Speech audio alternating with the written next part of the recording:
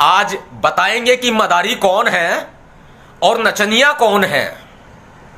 बड़े बड़े देश भी इसको देखेंगे, क्योंकि जब अमेरिका की मीडिया चला सकती है वीडियो की ईवीएम में घोटाले हैं, इंडियन पॉलिटिक्स में, इंडियन डेमोक्रेसी में, तो अमेरिका तक भी ये वीडियो पहुंचनी बहुत जरूरी है, पता चलना चाहिए।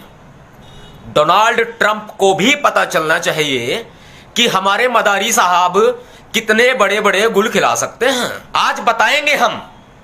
लगातार हमने ईवीएम पर आवाज उठाई, लेकिन मदारी के ऊपर क्या असर पड़ेगा?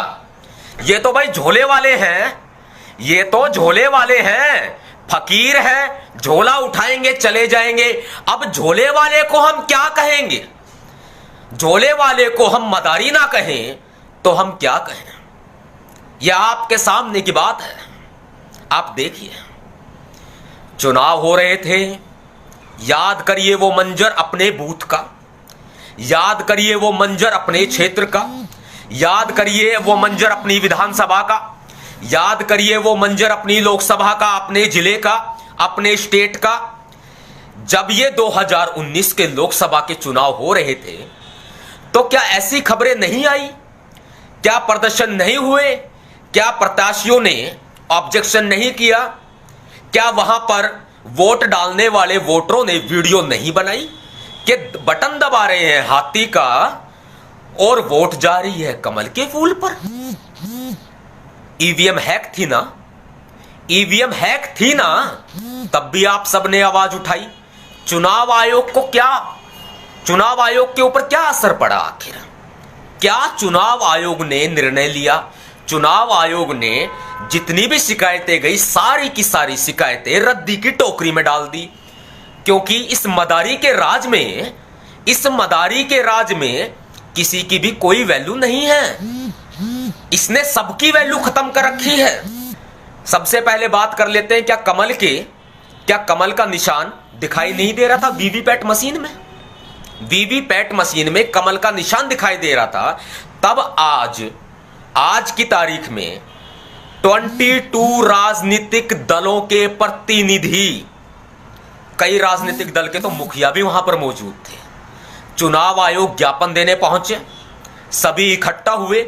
और मदारी क्या कहता है?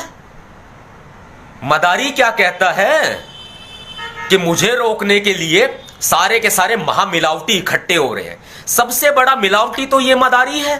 22 पॉलिटिकल पार्टीज बाकायदा चुनाव आयोग में जा करके अपना ज्ञापन देती हैं, शिकायत दर्ज कराती हैं। चुनाव आयोग क्या संज्ञान लेता है भाई? चुनाव आयोग क्या कोई इंक्वायरी करेगा? मैं उस चुनाव आयोग से पूछ रहा हूं साथियों, ये बहुत बड़ा सवाल उठा रहा हूं, एज ए एग्जाम्पल भी ले लीजिएगा। बात एक या दो पार्टी की नहीं है, बात लोकतंत्र को बचाने की है। आज हम सभी को मिलकर के लोकतंत्र को बचाना होगा, और अखिल भारतीय भीम सेना लोकतंत्र को बचाने के लिए कंधे से कंधा मिलाकर के आप सभी के साथ खड़ी है। हम वोटर हैं बहुजन समाज पार्टी के, हम बहन मायावती जी के समर्थक हैं। अखिल भारतीय भीम सेना के सभी भीम सैनिक और अखिल भारतीय भीम सेना पूरी बहुजन समाज पार्टी की वोटर है, बहुजन समाज पार्टी की समर्थक है। बहन मायावती जी को प्रधानमंत्री हम बना करके रहेंगे, चाहे कितना ही जोर क्यों ना लगा लें।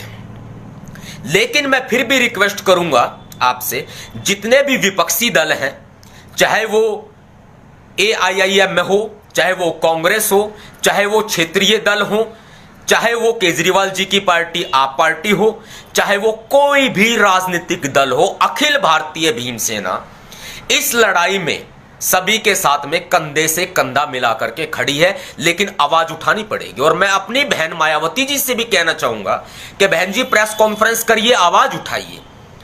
मैं अपनी बहन जी से भी कहना चाहूंगा, तहे दिल से हाथ जोड़ के रिक्वेस्ट करना चाहूंगा कि मेरी बहन जी आप इस पर भी आवाज उठाइए। हालांकि सतीश मिश्रा जी पहुंचे थे प्रतिनिधि के रूप में बहुजन समाज पार्टी की तरफ से चुनाव आयोग में, लेकिन मैं अपनी बहन जी को भी कहना चाहूंगा स्पेशली रिक्वेस्ट के माध्यम से कि बहन जी आप भी इसके ऊपर आवाज उठाइए।